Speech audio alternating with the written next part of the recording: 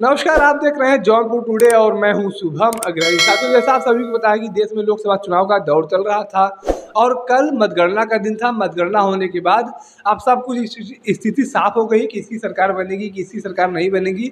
हालांकि यह कहना अभी मुश्किल हो रहा है कि सरकार किसकी बनेगी, क्योंकि अभी भी उस हिसाब से मैंडेट नहीं मिला है कि कोई जाके सीधे से कह दे कि हम सरकार बना रहे हैं। हालांकि यह बात अलग है कि भारतीय जनता पार्टी के जो एनडीए अलायंस है उसके पास सीटें ज़्यादा हैं, वो सरकार बना सकती है। लेकिन विपक्ष के लोग भी, अगर नीतीश कुमार और चंद्रबाबू नायडू अगर टूट जाते हैं तो विपक्ष के पास भी मौका होगा सरकार बनाने का। अब उसके बाद हम बात करते हैं आज स्वामी प्रसाद मौर्य की। जी हाँ, स्वामी प्रसाद मौर्य एक ऐसा चेहरा जो उत्तर प्रदेश की राजनीति में अच्छा खासा वर्चस्व रखता था, लेकिन आज स्वामी प्रसाद मौर्य का हालत ये है कि एक बार फिर जो अपनी सीट को बचाने में नाकामयाब साबित हुए हैं। जी हाँ, आपको बता दें कि स्वामी प्रसाद मौर्य का राजनीतिक शुरुआत सबसे पहले बहुजन समाज पार्टी से हुआ था। उसके बाद वहाँ पर बहुजन समाज पार्टी में मंत्री भी बनाए गए, अच्छा खासा उनका वर्चस्व रहता था। बहुजन समाज पार्टी में बसपा सुप्रीमो मायावती उनको अच्छा खासा इज्जत देती थी।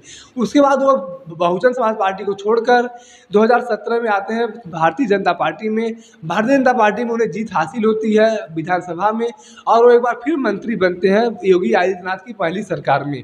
उसके बाद 5 साल में उनका वहाँ भी मोह भंग होता है और फिर वह एक बार अपनी चाल चलते हैं और वहाँ से भारतीय जनता पार्टी को छोड़कर समाजवादी पार्टी में शामिल होते हैं और समाजवादी पार्टी फिर उन्हें कैंडिडेट बनाती है। लेकिन इस बार न समाजवादी पार्टी जीत पाती है और न ही स्वामी प्रसाद मौर्य अपनी विधायक का सीट बचा पाते हैं और वहाँ उन्हें करारी हार मिलती है। उसके बाद फिर भी समाजवादी पार्टी के द्वारा उन्हें राष्ट्रीय महासचिव का पद दिया जाता है, प्रमोट किया जाता है, लेकिन यह बात भी उनसे नहीं पचती और एक बार फिर वह समाजवादी पार्टी से उनका मोह भंग होता है और वह अब समाजवादी पार्टी से अलग हो जाते हैं। फिर आता है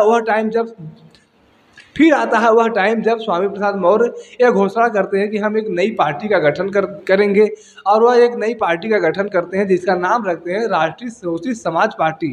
राष्ट्रीय शोषित समाज पार्टी का गठन करने के बाद ऐसा माना जा रहा था कि स्वामी प्रसाद मौर्य अब इसी पार्टी से चुनाव लड़ेंगे, लेकिन बाद में खबर आई थी कि बहुजन समाज पार्टी के साथ उनका बातचीत चल रहा है और बहुजन समाज पार्टी से वो कुशीनगर से चुनाव लड़ सकते हैं। लेकिन बाद में पता चला कि वहाँ पर उनकी बात नहीं बनी और वह उन्होंने बहुजन समाज पार्टी की सीट पर चुनाव लड़ने से इनकार कर दिया है। और फिर बात ये भी आई कि बहुजन समाज पार्टी के साथ वह नहीं जाएंगे और अपनी जो पार्टी बनाई गई है राष्ट्रीय समाज शोषित पार्टी, उसी पार्टी के कैंडिडेट के रूप में कुशीनगर से स्वामी प्रसाद चुनाव लड़ेंगे। लेकिन खास बात यह है कि स्वामी प्रसाद मौर्य कुशीनगर लोकसभा क्षेत्र से अपनी सीट बचाने में इस बार भी नाकामयाब साबित हुए। यानी कि यह कहा जा सकता है कि अति उत्साह में जो स्वामी प्रसाद मौर्य थे, एक बार विधायक का चुनाव लड़े, हार गए, अब लोकसभा का चुनाव लड़े, वो भी हार गए। तो कहीं ना कहीं यह स्वामी प्रसाद मौर्य को भी एक सबक लेना चाहिए कि आप बार बार पार्टी अगर बदलेंगे, बार बार एक नया पैतरा आजमाएंगे तो आप सफल नहीं हो सकते। आपको एक जगह रुक कर काम करना होगा और काम भी अच्छे से करना होगा, तभी आप चुनाव जीत सकते हैं। बाकी लोकसभा चुनाव को लेकर, मतगणना को लेकर और मतगणना के बाद आए रिजल्ट को लेकर आप क्या कुछ समझते हैं, कमेंट करके बता सकते हैं।